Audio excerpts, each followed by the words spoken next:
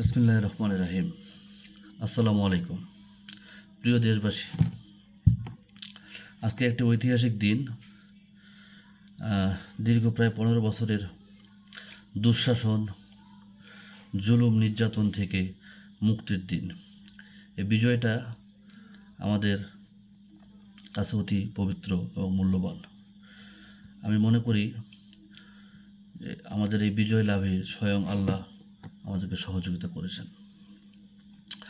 একই সাথে আমাদের এটাও মনে রাখতে হবে, যেই নিকৃষ্ট হায়না জালেমদের কাছ থেকে আমরা এই বিজয় ছিনিয়ে এনেছি, তাদের চরিত্র সম্পর্কে আপনারা সকলেই অবগত আছেন।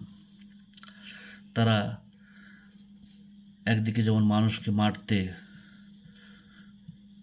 কোনো দ্বিধা করে না, তেমনি তারা হাজারো লক্ষ অঘটন ঘটিয়ে সেগুলোকে অন্যের উপর দায় চাপাতেও তারা কখনো পিছপা হয়নি। তারা অনেকটা সময় ক্ষেপণ করেই আজকে দেশ ছেড়ে পালিয়ে গেছে, কিন্তু আমার কাছে মনে হচ্ছে যে তাদের এখানেও কিছু নিকৃষ্ট অথবা ঘৃণ্য চক্রান্ত থাকলেও থাকতে পারে। এটাকে আমরা কোনোভাবেই অবহেলা করতে পারি না। তারা এই বিজয়, আমাদের এই ছাত্র জনতার এই বিজয়টাকে নস্যাৎ করে দেওয়ার জন্য অথবা এটাকে একটা সাম্প্রদায়িক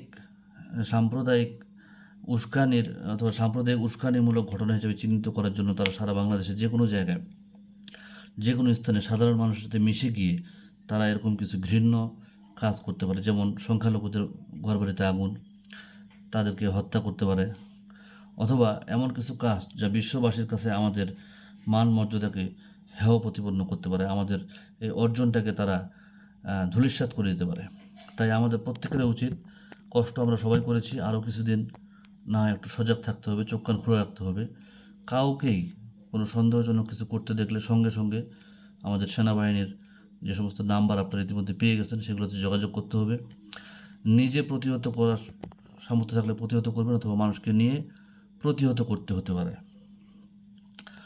আর একটা বিষয় যেটা আমি একজন সাধারণ মানুষ হিসেবে আমার অভিজ্ঞতায় বলতে পারি, যে বাংলাদেশের মানুষের সহনশীলতা এবং সহমর্মিতা বিশ্বের মধ্যে একটি উদাহরণ দেওয়ার মতোই ঘটনা। আমাদের সেনাবাহিনী বহির্বিশ্বে গিয়ে শান্তি স্থাপন করতে পারে। আমাদের দেশের মেধাবী মানুষেরা বিশ্বের বিভিন্ন জায়গায় গিয়ে সফলতার দৃষ্টান্ত স্থাপন করেছেন। আমরা এখানে হিন্দু, মুসলিম, বৌদ্ধ, খ্রিস্টান সকলের সাথেই দীর্ঘদিন ধরে, সেই 1000 বছর ধরে মিলেমিশে আছে। আমাদের মধ্যে কখনোই এরকম কোনো অপ্রীতিকর ঘটনা ঘটেনি। তবে এখন সেটাকে নতুন করে ঘটানোর চেষ্টা করতে পারে। তারা এই ঘটনাগুলো ঘটিয়ে মানুষের সামনে আমাদের এই অর্জনকে নস্যাৎ করে দিতে পারে। আপনারা নিশ্চয়ই প্রত্যেকেই জানেন, আমাদের প্রত্যেকের বাড়ির আশেপাশে প্রত্যেকটি পাড়ায় মহল্লায় আমাদের হিন্দু ভাই বোনেরা আমাদের সাথে আছে। আমাদের বন্ধুবান্ধব অনেক হিন্দু, বৌদ্ধ, খ্রিস্টান আছে। তাদের সাথে আমরা একই গ্লাসে পানি খাই, একই প্লেটেও আমরা খাই। বিশ্ববিদ্যালয় জীবনে আমার ব্যক্তিগত অভিজ্ঞতা আছে। আমার বেশ কিছু হিন্দু বন্ধু যাদেরকে আমার নিজের ভাইয়ের মতো মনে হয়। আমরা কখনোই তাদের প্রতি কোনো প্রতিহিংসামূলক আচরণ করি না এবং এটা মনে ধারণও করি না। কিন্তু ষড়যন্ত্রকারীরা এবং দেশি বিদেশি কিছু চক্রান্তকারীরা এই ঘটনাটাকে এখন সামনে নিয়ে আসতে পারে, বাংলাদেশকে একটা চিরস্থায়ীভাবে ব্যর্থ রাষ্ট্র পরিণত করার জন্য। তাই আপনারা সকলে সচেতন থাকুন এবং এই ধরনের কোনো কর্মকাণ্ড যেন তারা ঘটাতে না পারে সে বিষয়ে সচেতন থাকুন। একটা জিনিস আমাদের সকলকেই মনে রাখতে হবে, যে কোনো স্বাধীনতা অর্জনই খুব কষ্টের, কিন্তু সেটাকে রক্ষা করা আরও কষ্টের। স্বাধীনতা অর্জন করতে যতটুকু সময় লাগে তার চেয়ে কয়েক হাজার গুণ বেশি সময় ধরে এটাকে রক্ষার জন্য প্রচেষ্টা চালিয়ে যেতে হয়।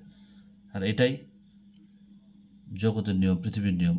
আমাদেরকে অন্তত কয়েকটা দিন, যারা কুচক্রী আছে, যারা দীর্ঘদিন শোষণ লুণ্ঠন করে, যাদের মনের মধ্যে একটা ক্ষমতার চিরস্থায়ী বাসনা জমে গেছে, তারা আবার পুনরায় ক্ষমতায় আসার জন্য হয়তোবা এই ধরনের কোনো পরিকল্পনা করে রাখতে পারে। তাই আমাদের প্রত্যেকের উচিত হবে এই সময়টাতে বিশেষভাবে সচেতন থাকা এবং তাদের যে কোনো রকম ঘৃণ্য প্রচেষ্টাকে নস্যাৎ করে দেওয়া।